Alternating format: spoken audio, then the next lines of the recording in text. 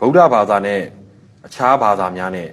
အဓိကကွာခြားချက်များကိုအရှင်ဘုရားရှင်းပြပြီးတော့မူပါဟုတ်ပြီဗုဒ္ဓဘာသာနဲ့တခြားဘာသာအဓိကကွာခြားချက်ကလူတွေဘာကြောင့်ဖြစ်ရသလဲဆိုတဲ့လောကကြီးကဘာကြောင့်အခုလိုဖြစ်ရသလဲလူချင်းတူပါလေတယောက်နဲ့တယောက်ဘာကြောင့်ကွာခြားနေသလဲဒီဖြစ်ပေါ်နေတဲ့အခြေအနေတွေကိုကြည့်ပြီးအကြောင်းရှာတဲ့အခါမှာကွာခြားသွားတယ်လူဘာကြောင့်ဖြစ်ရသလဲကဘာကြီးဘာကြောင့်ရှိနေရသလဲဆိုတာတွေကိုတချို့ကဘလို့ဖြေထုတ်တော့ဆိုတကူရှင်ကြီးဖန်ဆင်းလို့ဆိုတဲ့အကြောင်းကိုသူရှာတယ်မှန်ပါဗျာတကူရှင်ကဖန်ဆင်းတယ်ဆိုအဲ့ဒါကိုရှင်းတော့တဲ့ဣတ္တရနေမာနဝါဒလို့ခေါ်တယ်မှန်ပါဗျာဣတ္တရဆိုတာကဘာကြီးကိုစိုးမိုးအုပ်ချုပ်နိုင်တဲ့တကူရှင်ကြီးကနေမာနသူ့စိတ်တိုင်းညဖန်ဆင်းလိုက်တယ်မှန်ပါဗျာဖန်ဆင်းလိုက်လို့လူတွေနဲ့တက်ရှိတက်မဲ့အရာတွေကပေါ်ထွန်းလာတယ်လို့သူတို့ယူဆတယ်မှန်ပါဗျာအဲ့ဒါအကြောင်းရှာတာပဲဖြစ်တယ်မှန်ပါဗျာနောက်တစ်ခုကဒါတွေက accident တဲ့အကြောင်းမရှိဘဲနဲ့သူကသူဖြစ်လာတာပါလို့ဖန်ဆင်းရှင်ဝါဒကိုလက်မခံတဲ့ပုဂ္ဂိုလ်တွေကအကြောင်းမဲ့ဝါဒပဲဆိုပြီးအဟိတုကဝါဒဆိုတာအကြောင်းရှာတော့အဲ့ဒီကလည်းဘာသာတစ်ခုဖြစ်လာတယ်နောက်တစ်ခုကတော့အတိတ်ကိုပုံချတယ်ခုနပုဗ္ဗေကတာဟိတုဝါဒဆိုပေါ်လာတယ်ဘာပဲဖြစ်ဖြစ်အတိတ်ကလုပ်ခဲ့လို့ဖြစ်တာဆိုပြီးတော့အတိတ်ကိုပုံချတဲ့ဝါဒလည်းပဲအကြောင်းရှာတာပဲဖြစ်တယ်တခြားဘာသာတွေကအဲ့ဒီ၃မျိုးတည်းကတစ်မျိုးမျိုးကိုအကြောင်းရှာကြတယ်ဘုရားဘာသာကဘာကိုအကြောင်းရှာတော့ဆိုကံနဲ့ကိလေသာပေါင်းစပ်လို့လောကကြီးကဖြစ်ထွန်းလာတယ်မှန်ပါဗျာ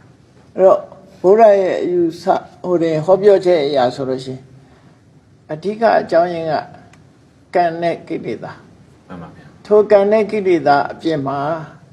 ရုပ်ကိုဖြစ်စေတတ်တဲ့ကံစိတ်ဥတုအာဟာရဆိုတဲ့အကြောင်း၄မျိုးမှန်ပါဗျာနန္တရားကိုဖြစ်စေတတ်တဲ့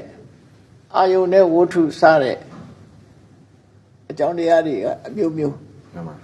ပဋ္ဌာန်း24ပစ္စည်းမှာဆိုရင်အကြောင်းပေါင်း24မျိုးမှန်ပါဗျာပရိစ္ဆသမုပ္ပါဒ်မှာဆိုရင်အကြောင်းအကျိုးတွေကိုမြတ်စွာဘုရား12မျိုးထိအောင်စကားလုံးသုံးပြပြီးတော့ဖော်ပြထားတယ်မှန်ပါအဲ့ဒီအကြောင်းတရားရှာတဲ့ပုံမှာအဓိကကွဲပြားခြားနားကြတယ်အဲ့ဒီအကြောင်းတရားရှာတဲ့နေရာမှာဘယ်ဟာကြောင့်ဘာကြောင့်ဖြစ်တယ်လို့ဆိုတဲ့နေရာဒီအကြောင်းရှာတဲ့နေရာအဓိကကွာခြားပြီးတော့ကွာခြားပုံကတော့ဘုရားကဣတ္တရနေမာနသာဝရဘုရားတကုရှင်ဖန်ဆင်းလို့ဖြစ်တယ်ဆိုတဲ့အချက်ကိုလည်းလက်မခံဘူးပြောစရာတွေဝေဖန်စရာတွေအများကြီးရှိတယ်အကြောင်းမဲ့ဖြစ်တယ်ဆိုတာလည်းလက်မခံဘူးအကြောင်းရှိတယ်အတိတ်အကြောင်းတစ်ခုတည်းကိုပဲပုံချတဲ့ဝါဒမျိုးကိုလည်းလက်မခံဘူးတကယ်ကတော့အကြောင်းဆိုတာမျိုးမျိုးရှိတယ်အတိတ်ကအကြောင်းလည်းပါမယ်ပစ္စုပန်အကြောင်းလည်းပါမယ်အဲ့ဒီအကြောင်းတွေကြောင့်သာလျှင်တတ္တလောကကြီးနဲ့ဩဃတလောကကြီးကဖြစ်ထွန်းနေတာလို့မြတ်စွာဘုရားရှင်းပြတယ်အဲ့တော့အကြောင်းအချိုးရှာတာချင်းကြွားချတယ်လို့သူတို့ပြောနော်ဘုံဘုံခုနကမိန်ခဲ့တဲ့ကံနဲ့ကိလေသာဆိုတာကံဆိုတာဘာပါလဲကိလေသာဆိုတာဘာပါလဲရှိပြီကံဆိုတာလူတွေရဲ့ intention နဲ့ပြောလိုက်တဲ့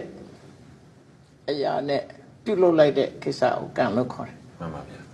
လူတွေရဲ့ intention ဆိုတာစေတနာပေါ့ရှင်တွေကလှုပ်ဆော်မှု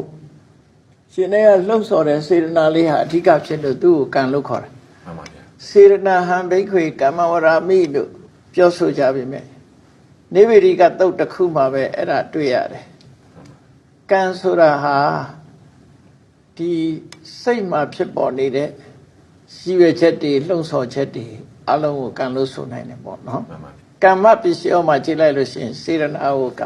ကံလို့ခေါ်ခဲ့တယ်ပဋ္ဌာန်း24ပစ္စည်းမှာဘုရားကမ္မပစ္စည်းအောဆိုတာစေတနာကိုအဓိကထားပြီးဟောတာအဲ့တော့စေတနာလဲကံပဲ